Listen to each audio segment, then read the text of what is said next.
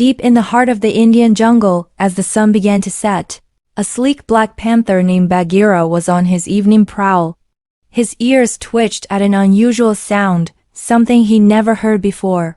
It wasn't the roar of a tiger or the howl of a wolf. It was a tiny, fragile cry. Following the sound, he discovered a small basket near the riverbank. Inside, wrapped in a thin cloth, was a human baby. A man cub all alone. Bagheera knew the jungle was no place for a child. He wouldn't survive a single night. A man cub needs a family. So Bagheera gently picked up the basket and carried it to the den of a wolf family he trusted. Mother Wolf, Raksha, peered inside. She named him Mowgli, which in their language meant little frog because his skin was smooth and hairless. From that day on, Mowgli was part of the pack. He grew up alongside the wolf cubs, tumbling and playing, learning the ways of the wild. He was happy, loved, and safe. But a dark shadow loomed over the jungle. Shere Khan, a fearsome tiger with a scarred face and a deep hatred for humans, learned of the man cub. He stalked to the council rock where the pack gathered.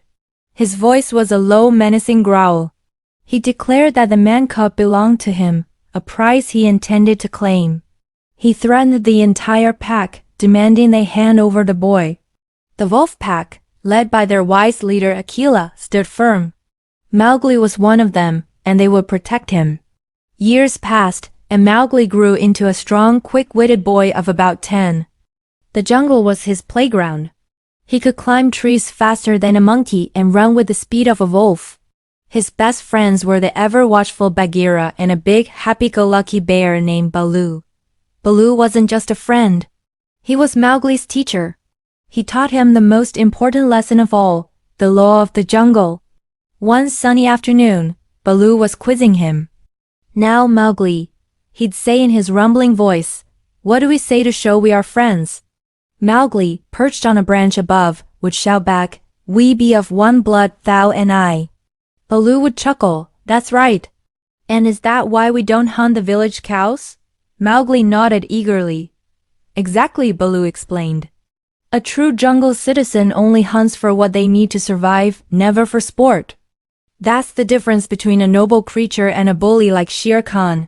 But not all creatures in the jungle follow the law. The Bandar log, the chattering lawless monkeys, had been watching Mowgli. They were fascinated by his human cleverness, but had no rules or leaders of their own. One day, as Mowgli rested, they swooped down from the treetops, grabbing him and carrying him away through the canopy. They took him to their home, a forgotten, crumbling city deep in the jungle known as the Cold Lairs. There on a stone throne sat their self-proclaimed king, a giant orangutan named King Louie. He was obsessed with becoming more like a man. He believed Mowgli held the secret he craved most. "I want to be like you, man cub," he bellowed. "Give me the secret of the red flower fire, and I will make you a king in this city." But Mowgli was just a boy. "I don't know how to make fire," he cried. "I grew up in the jungle." Just then, Baloo and Bagheera arrived, having tracked the monkeys. They were ready for a fight, but they were hopelessly outnumbered. They needed a secret weapon. They sent a signal to Kaa, the massive rock python, who owed them a favor. Kaa slithered into the ruins, his voice a mesmerizing hiss. "Us is still little monkeys," he whispered, his eyes swirling with hypnotic patterns. "Look into my eyes." The Bandar log were frozen, completely entranced by Kaa's strange dance. This gave Baloo the perfect chance to snatch Mowgli and escape the city. That was a close call. As Mowgli grew older, the threat of Shere Khan became more serious.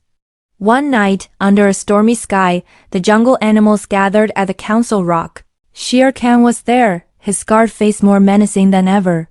He argued that Mowgli was almost a man now and would soon bring human weapons like guns into their world. He gave an ultimatum. The man cub must leave the jungle, or he would hunt him down and destroy the entire wolf pack for protecting him. Bagheera's face was grim. He told Mowgli it wasn't safe for him or his family anymore. He had to go to the man village on the edge of the jungle. Mowgli's heart broke. "But the jungle is my home," he protested. My family is here. I don't want to live with humans. But as he looked at the fearful faces of his wolf brothers and his mother Raksha, he knew he had to protect them. To save his family, he had to face his greatest fear. He remembered King Louie's obsession, the red flower, fire, an idea sparked in his mind. Under the cover of darkness, Mowgli crept to the edge of the man village. He saw a small hut with a flickering light inside. He bravely snatched a pot containing burning embers, fashioned it into a torch, and raced back into the jungle. He arrived just in time to see Shere Khan cornering Baloo and Bagheera. "Hey, Shere Khan!" Mowgli shouted, his voice echoing through the trees. "Look over here!" The tiger turned and laughed, seeing only the small boy. But then his eyes widened in terror as he saw the bright dancing flames of the torch. Tigers fear nothing. Except for fire. Mowgli waved the torch, driving the powerful tiger back toward a deep gorge. With a final push from the wolf pack and a coordinated stampede of buffaloes, Shere Khan was defeated once and for all. The jungle was finally free from his tyranny. With the danger gone, Mowgli stood at the edge of the jungle, gazing at the distant lights of the village. By the river, he saw a young girl gathering water. She looked like him. He turned back to his friends, Baloo and Bagheera, the family who had raised him. He loved the jungle more than anything, but he felt a pull toward the world he came from. Bagheera placed a gentle paw on his shoulder. "Go on, Mowgli," he said softly.